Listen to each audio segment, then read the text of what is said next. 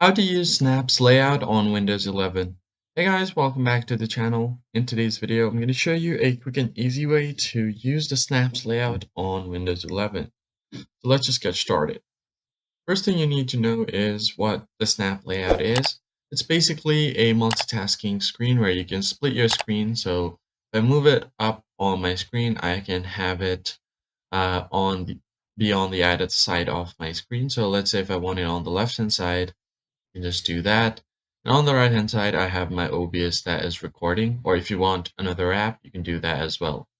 So to be able to do this, what you need to do first is go to settings, and from here you can just search for Snaps layout, Snap Windows, and go to Snap Windows settings.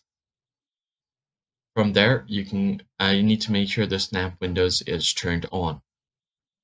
Once that is done, click on the drop down.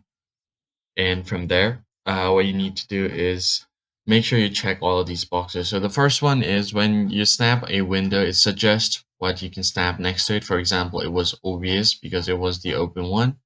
Then then you can show the snaps layouts whenever you hover the Windows maximum size button like this. This is the layout.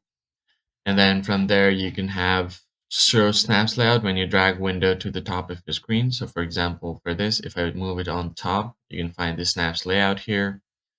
And the other one here is to show the snapped windows when you hover over the taskbar apps like this.